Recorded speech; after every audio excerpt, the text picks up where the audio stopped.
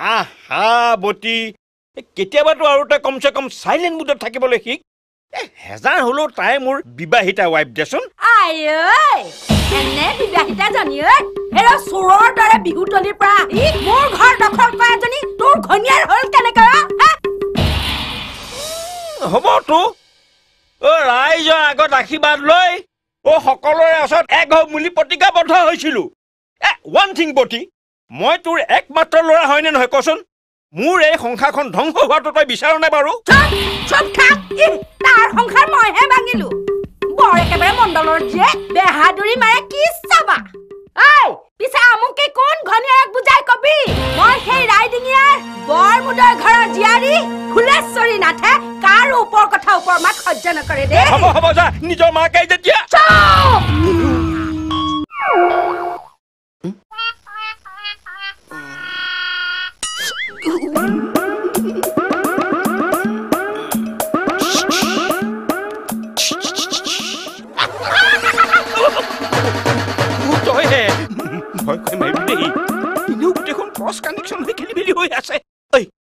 তোৰ বাপেৰ অলপ বেটেৰী ডাউন হল নেকি তোৰ বাপেৰ বলিয়া হৈছে নেকি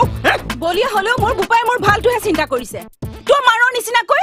ৰচোন বৌটিক টানিছ কিয় মাকক টোপকে পৰিবলৈ নিদিয়ে মাৰৰ কাৰণে এইটো আজি এইটো মোৰ অৱস্থা হৈছে পাৰ যদি শুন গৈ যা কিমানটো কলিজা আছে তোৰ কলিজা ধৰিলিতো চাই থাক আজি হয় আউটগয়িং নহয় ইনকামিং কিবা এটা হেষ্ট নেষ্ট কৰিহে এৰিম কথাটো শুন তই কথাটো শুনচোন ইমান কাটেটো ফালি চিঞৰিছ কেলে নেটৱৰ্ক একেবাৰে বেয়া মণ্ডলৰ জীয়েকৰ বিয়া পাতিছে নহয় মই কি কৰিব লাগে টকা পইচা দি সহায় কৰিব লাগে কবি সহায় কৰি দিম মণ্ডলৰ জীয়েকটো বোৱাৰী নহয় নেকি বোৱাৰী মোক নুখুধাকৈ ঘৰৰ বাহিৰে ভৰি দিয়া জনী মোৰ বোৱাৰী হ'ব কিন্তু কাঞ্চন মোৰ জানো একেটা কথাকে পেঘেনিয়াই থাকিব নালাগে মণ্ডলৰ ঘৰৰ জীয়েকক বিয়া পাতিবলৈ দে একেদিনাই তোৰো বিয়া পাতি দিম বাপু কণ ধুনীয়া পিনে বাটৰ চুৰিয়া মূৰত হেঙুলীয়া ইমানবোৰ নেটৱৰ্ক হ'ল কিন্তু কোনেও বাৰু মোৰ বটি ৰিংটনটো সলনি কৰিব নোৱাৰে নে তেওঁ ক'লে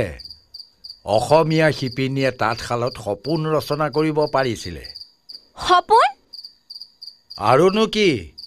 কিতাপততো তেনেকৈয়ে লিখা আছে হেই কথাও যে লিখে আৰু মানুহেনো তাঁতশালত সপোন দেখিব পাৰেনে অনবৰত দেখোন খিটিক খাটা শব্দ হৈয়ে থাকে তাকেইতো তাঁতশালত সপোন কেনেকে দেখে তেন্তে এতিয়া তোক মই সেইটো বুজাই ক'ব লাগিব নেকি প্ৰশ্ন যে সোধা আৰু স্কুলততো ছাৰেহে আমাক বুজাই আমিতো ছাৰক নুবুজাও তুমি কিন্তু কেতিয়াও ছাৰ হ'ব নোৱাৰিবা দেই লক্ষণ দেখা নাই গৰজ পৰিছে মোৰ তহঁতৰ ছাৰ হোৱাৰ তেতিয়াহ'লে সদায় তুমি কেলৈ চিঞৰি থাকা পৰ বুলি বৰদেউতা পঢ়াইছে ৰবাহে পঢ়িছো নে পঢ়ুৱাইছো তাৰ ততকে ধৰিব পৰা নাই হে ঐ প্ৰাণনাথ এতিয়া পিছে কি ভাবিছ মই একো ভাবিব নোৱাৰিহে তোৰ ওচৰলৈ আহিছো দুইজনীয়ে ডুবিবলৈ ওলালেও টিঙৰ পৰা নানামো বুলি কপালত SMS লিখি লৈছে মই এটা কথা ভাবিছো কিন্তু এইটো কাম আমাৰ দ্বাৰা নহ'ব কোনোবা ছোৱালীয়েহে কৰিব পাৰিব ছোৱালী